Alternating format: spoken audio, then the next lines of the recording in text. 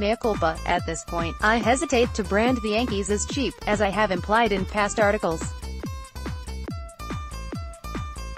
Instead, I will say the Yankees have been meticulous about how they spend their money. They have shown a reluctance to hand out lucrative long-term contracts to free agents, but they haven't been shy about granting short-term contracts to Tier 2 free agents, even if it means going over the luxury tax. Judging from such behavior, the Yankees seem to be committed to securing long-term flexibility and avoiding dead money. If this hypothesis is correct, what matters for the Yankees when they consider whether to sign a given free agent or not isn't the money involved per se, but the length of the contract.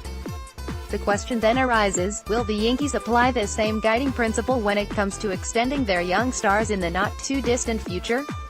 For example, consider Aaron Judge, who based on past performance is likely to receive the most handsome payday out of the so-called baby boomers. Judge will enter free agency in the 2022-2023 offseason, following his age 31 season. Judge's relatively late debut, he was 25 in his first full year, and immediate impact in the bigs make for an interesting conundrum. Do you extend him now at the risk of paying for his decline into his late 30s, or do you let him walk at 31, when he will likely still be productive? Judging from the Yankees' apparent aversion to long-term commitments, I'd wager that the Yankees will either let Judge test the market, or maybe even flip him for prospects as he nears free agency. Judge is indeed a megastar, but his age and size will make him a more unpredictable investment than the likes of Bryce Harper and Manny Machado are now, and look where the Yankees stand even on that front.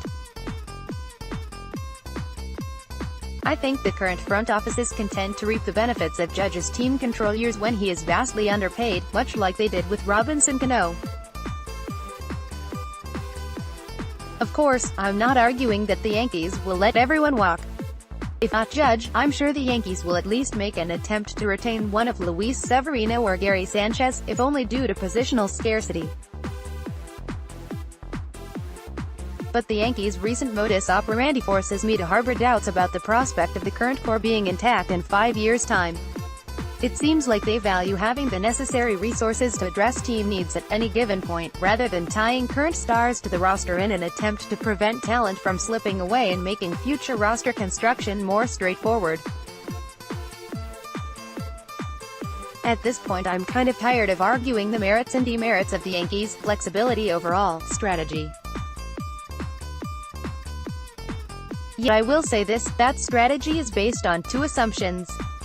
One is that there will always be readily available talent on the market for the Yankees to supplement their core. Another is that the Yankees will be able to maintain a core of young, cost-controlled talent in the years to come even beyond the current crop of Judge, Sanchez, Severino and co., via the acquisition of blue-chip prospects or developing their own. I'm not so sure these are any more safer or riskier than biting the bullet on long-term investments.